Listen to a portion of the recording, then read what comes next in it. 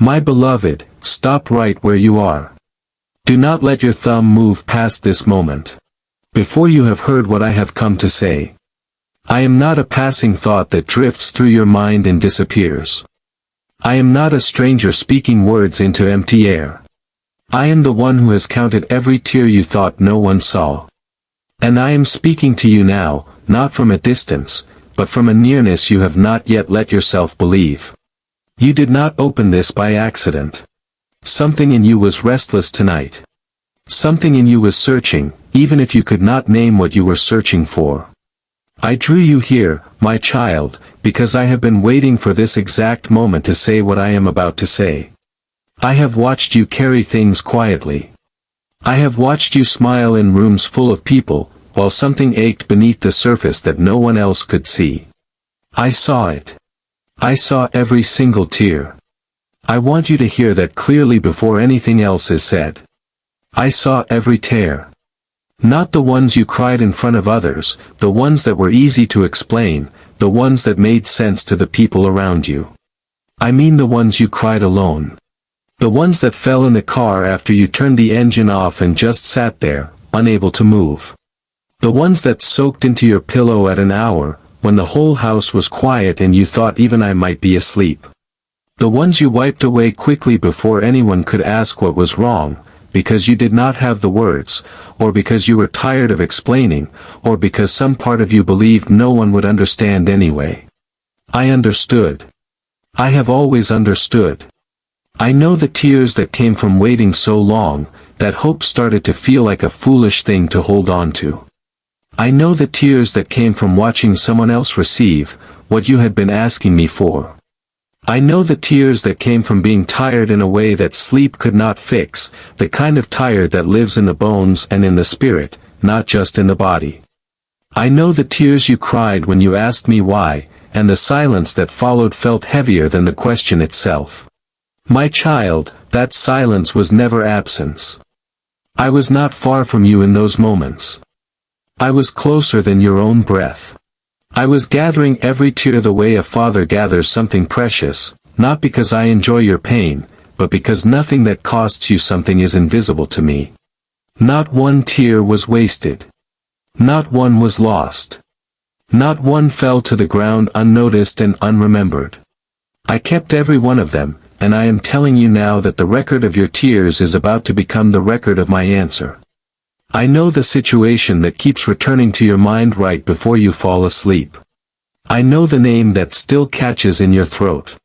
I know the diagnosis, the debt, the distance in a relationship, the dream that seems to be slipping further away the longer you wait for it. I am not speaking in generalities to see what sticks.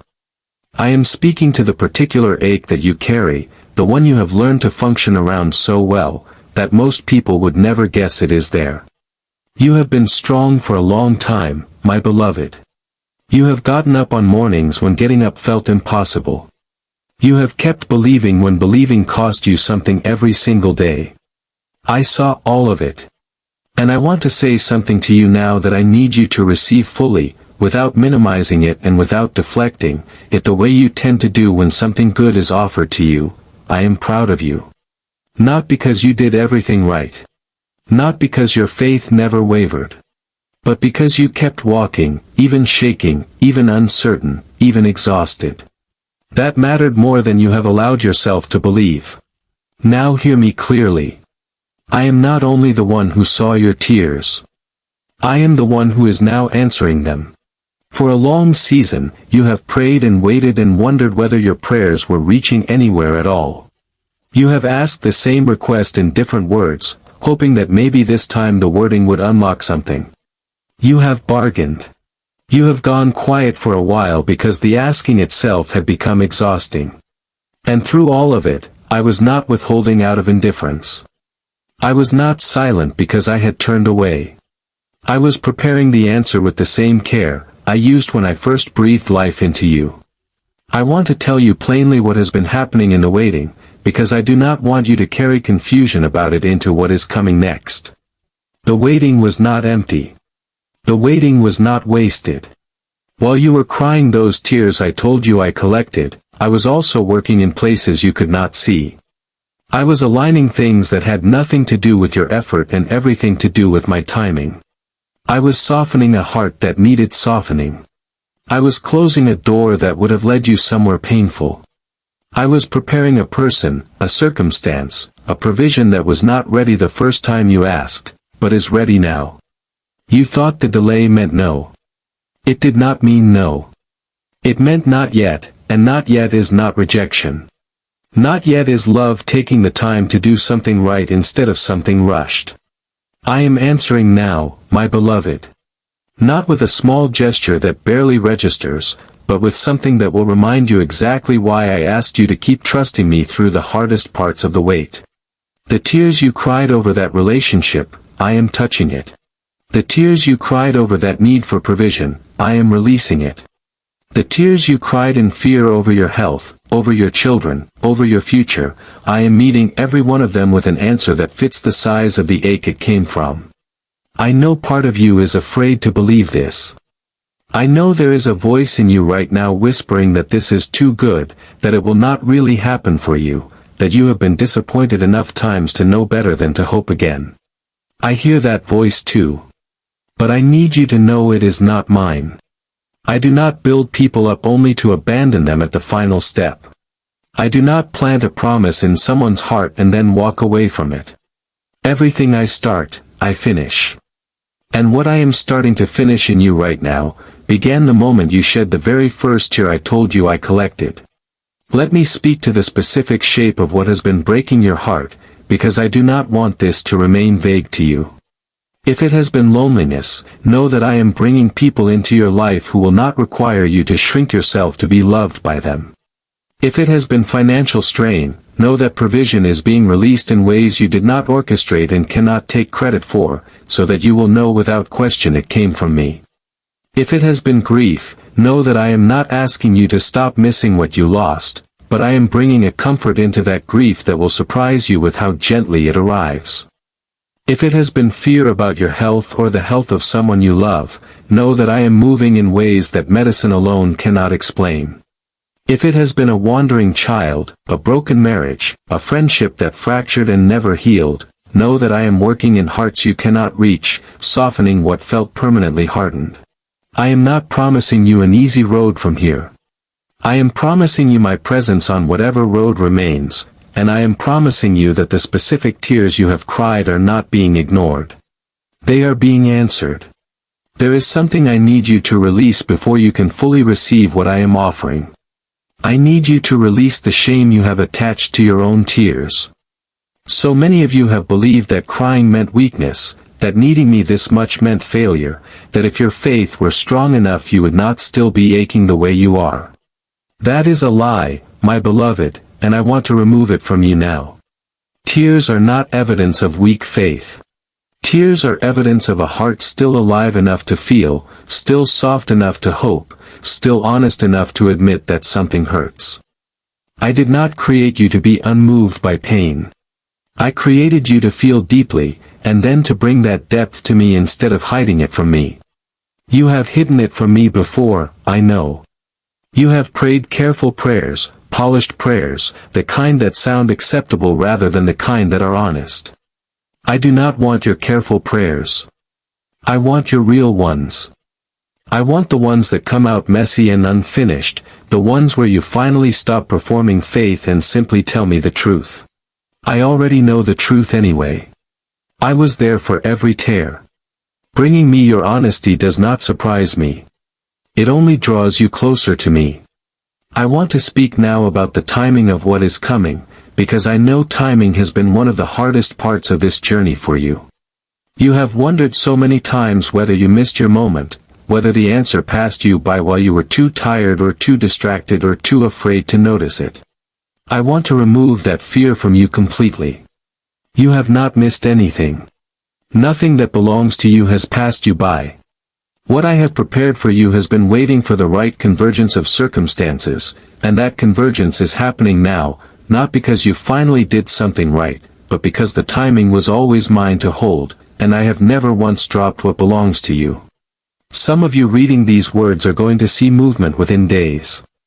Some of you will see it unfold more slowly, in a way that reveals itself over weeks rather than all at once. I want you to hold both possibilities with the same trust, because the speed of the answer does not determine the sincerity of my care. What matters is that the answer is already in motion. It did not begin the moment you read these words. It began the moment you first cried out to me, and everything since then has been the process of bringing it into a form that will actually bless you rather than one that will overwhelm you. I know there have been moments when you nearly stopped believing. I know there were nights when the ache was so heavy, that faith felt like a performance you were too tired to keep giving. I want you to know that even in those nights, I did not measure your worth by your strength. I did not turn away from you because your faith wavered. A father does not abandon his child for being tired. I stayed close in every one of those low moments, even the ones where you could not feel me at all. Especially those. There is a difference, my beloved, between my presence and your perception of my presence. There were nights I was nearer to you than ever, precisely because you needed me most, and yet you felt nothing but silence. That silence was not my absence. It was simply the shape grief and exhaustion take sometimes, a fog that settles over the senses so that even real closeness feels distant. I was there. I was holding what you could not hold yourself. I was carrying weight you did not even realize had been lifted from you until you look back later and wonder how you survived a season that should have broken you. You survived it because I sustained you through it, even when you could not name what was sustaining you. Now I want to speak about what happens next, because I do not want you to walk away from this moment, and simply return to waiting the way you always have. Something is shifting. I need you to let that shift take root in how you carry yourself, not just in what you hope for. Stop bracing for the next disappointment as though it is inevitable. Stop rehearsing the worst outcome in your mind before anything has even happened. That habit formed for a reason. I understand where it came from. But it is not serving you anymore, and I am asking you to set it down. Instead, I am asking you to practice expectancy. Not a demanding, impatient expectancy that grows frustrated when the answer does not arrive on your schedule, but a settled expectancy that trusts the character of the one who is answering more than it trusts the uncertainty of the wait. That kind of expectancy does not require you to know exactly how or exactly when. It only requires you to know who. I am asking you to speak differently about your own life from this point forward. For a long time, the language you have used about yourself has echoed the disappointment rather than the promise. You have called yourself unlucky.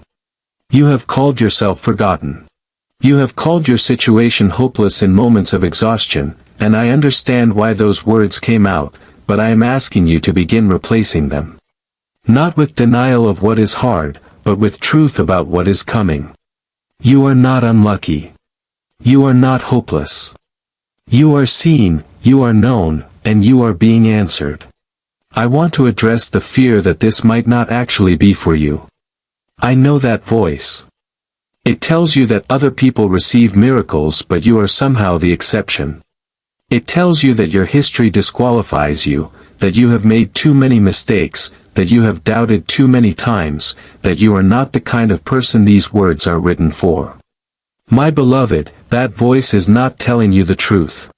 If you are the one whose tears I described, if you recognized your own ache somewhere in these words, then this message was written with you in mind. I do not send words like these into the world at random, hoping they land on someone. I send them because I already know exactly who needs to hear them, and I have never once been wrong about who that is. You are not the exception. You are the reason I spoke. I want to talk now about what it will feel like when the answer begins to show itself, because I do not want you to miss it by expecting it to look a certain way. Sometimes what I am doing arrives quietly. It does not announce itself with fireworks. It arrives as a phone call you were not expecting, a door opening that you had assumed was permanently shut, a wave of peace that settles over you for no explainable reason, a conversation that resolves something that had felt unresolvable for years. Do not dismiss the small things as coincidence. The small things are often where I begin, before the larger things follow. I also want you to know that some of what I am doing is happening inside you before it ever shows up outside you.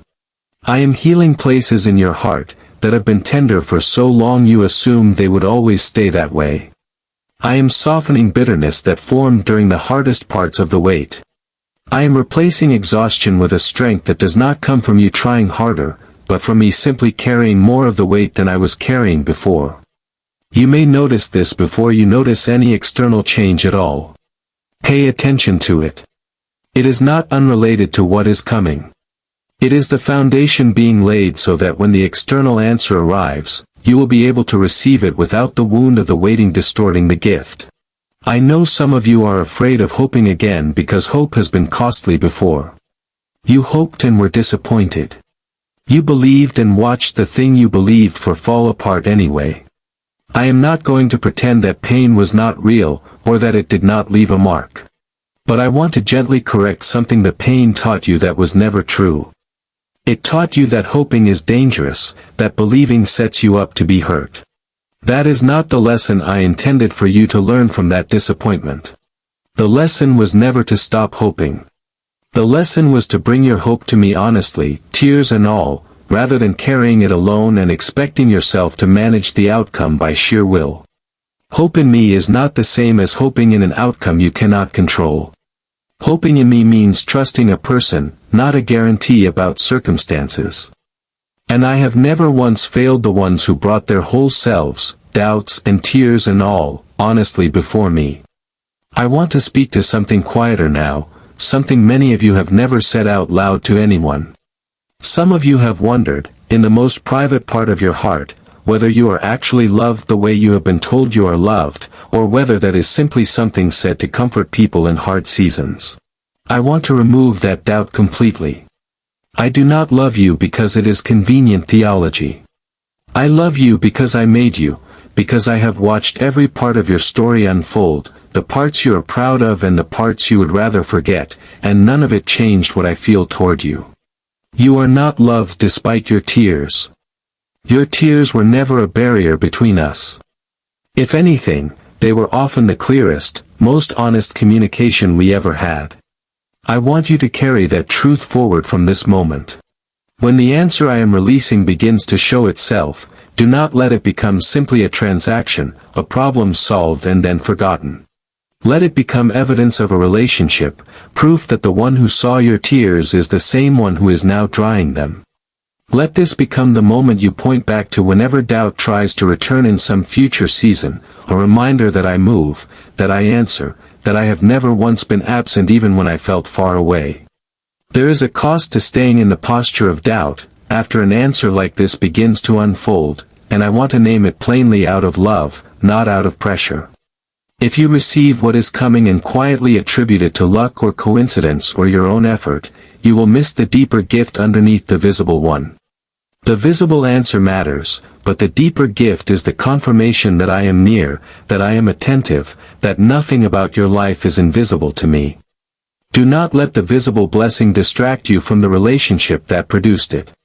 I want to close this by speaking directly to whatever situation brought you the most tears in this season, whatever it is that rose to your mind the moment I first said I saw every tear. I want you to know specifically, personally, that the thing you have been most afraid to hope for again is exactly what I am moving toward right now. Not a smaller version of it. Not a partial version meant to placate you. The actual thing you have quietly wanted, prayed for, and been afraid to say out loud because saying it out loud made the disappointment feel more possible if it did not come. Say it now, even quietly, even just in your own heart. Let yourself want it again. I have not brought you this far to leave you standing at the edge of the answer, afraid to reach for it. I am already reaching back. You are not walking into this season the same way you walked into the last one. You are walking in with a different kind of trust now, one that has been tested and did not break, one that has survived silence and delay and disappointment and is still standing here, still listening, still willing to believe. That trust is not small. That trust is exactly the kind of faith that I honor, not because it was flawless, but because it was persistent. My beloved, the tears are not being wasted. They never were. Every one of them is being turned into something you will look back on with gratitude rather than grief, not because the pain did not matter, but because the pain was never the end of the story. I saw every tear. I am answering every tear. And I am with you in every step between this moment and the one where you finally see it with your own eyes. Walk forward now, not bracing for disappointment, but expecting me to be exactly who I have always been to you, faithful, near, and unwilling to let a single tear you have cried go unanswered. I want to speak a little longer, my child, because I know how quickly the noise of ordinary life will try to crowd back in once you close this and return to your day. I do not want these words to be something you felt for a moment and then forgot by evening. I want them to settle into you the way water settles into dry ground, quietly, but completely, reaching places that have been parched for a long time. Let me tell you what I have noticed in you over these past months, because I do not think you have given yourself credit for any of it. I noticed the way you kept showing up to your responsibilities, even when your heart was breaking somewhere underneath them. I noticed the way you still asked other people how they were doing, even on the days when no one thought to ask you the same question. I noticed the quiet kindness you extended to strangers when your own cup felt empty. None of that went unseen. None of that was wasted effort spent on people who will never know what it cost you. I knew. I was watching every time. I also noticed the moments you were not proud of. The short temper on the hardest days. The withdrawal from people who loved you, because you did not have the energy to explain what you were carrying. The nights you numbed the ache instead of bringing it to me. I saw those too, and I want you to hear something important. None of that disqualifies you from what I am about to do. I am not waiting for you to become someone else before I answer you. I am answering the actual you, the tired, imperfect, still trying you, because that is who I have always loved. There is a particular kind of loneliness that comes from carrying pain that other people cannot fully understand. Even the closest people in your life, the ones who love you the most, cannot enter into the exact shape of what you have been feeling. They can sympathize. They can sit with you. But there is a depth to your ache that only you and I have shared completely. I want you to know that this particular loneliness, the one that exists even in a room full of people who love you, is not something I overlooked. I have been present in that exact space with you, in the part of the pain that no one else could reach. This is why what I am releasing now matters so much. It is not simply solving a problem. It is meeting you in the place where you have felt most alone and proving that even there, especially there, I never left. I want to speak now about the people who will carry this answer to you, because it rarely arrives through thin air. I am preparing hearts right now, hearts that do not yet know why they are thinking of you, why your name keeps surfacing in their minds, why they suddenly feel compelled to reach out after months of silence. Some of what is coming will arrive through people. Do not dismiss it when it does, even if the person surprises you, even if it is someone you did not expect to be part of your healing. I use unexpected people often, precisely so that the credit cannot be mistaken for luck or timing alone. I also want to prepare you for something you may not expect.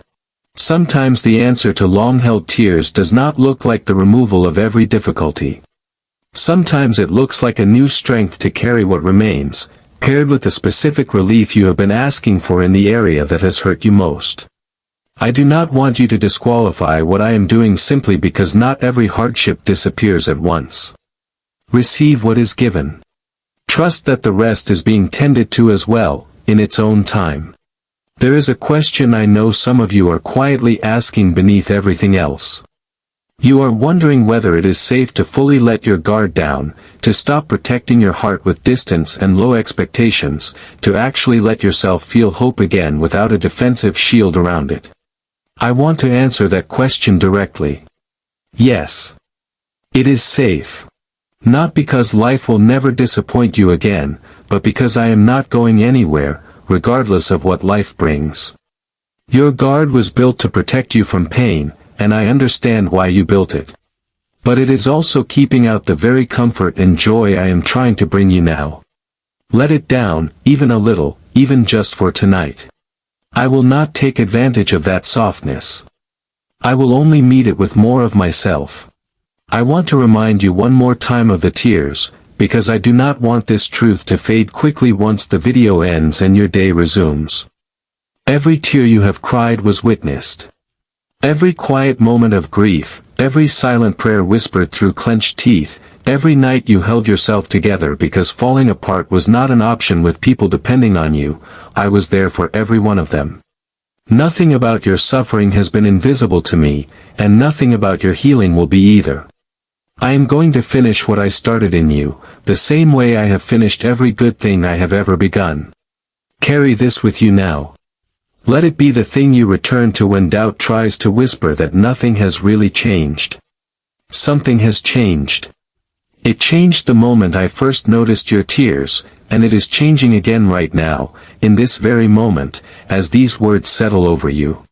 You are not the same person who started reading this. You are someone who has just been reminded, plainly and completely, that you are seen, that you are loved, and that the answer to everything you have cried over is already in motion. Before you go, I want to leave you with something practical, something you can hold on to in the ordinary hours that follow this moment, when the feeling of this encounter has faded but the truth of it still remains. When doubt returns, and it will return, because that is simply the nature of walking through a world that has taught you to expect disappointment, I want you to remember 3 things. Remember that I saw the tears no one else saw. That alone should tell you something about how closely I have been paying attention to your life. I did not glance at your situation from a distance. I have been near enough to count what fell. Remember that the waiting was never punishment. It was preparation, timing, and care working together in ways you could not always see from where you were standing. Nothing about the delay meant you were forgotten. It meant the answer was being shaped into something that would actually hold you rather than something rushed and fragile. Remember that what is coming is not random. It was not summoned by this video or earned by finding the right words to say. It was already in motion, moving toward you long before tonight, and tonight is simply the moment you were reminded of it clearly enough to receive it with open hands instead of clenched ones. I know some of you will want a sign, something concrete to hold on to that proves this was real and not simply comforting words on a screen. I want you to watch for it. It may come as a call from someone you had given up on hearing from. It may come as an unexpected relief in a situation that had felt permanently stuck. It may come as a peace so unfamiliar and so complete that you find yourself wondering where it came from. When it comes, however it comes, I want you to remember this moment and know that the two were connected. I also want to say something to those of you who feel like too much time has already passed, like the season for this to matter has already gone by, like you have prayed this prayer in different words too many times to believe it will ever land differently. I understand that fatigue. I am not offended by it. I am not asking you to manufacture excitement you do not feel.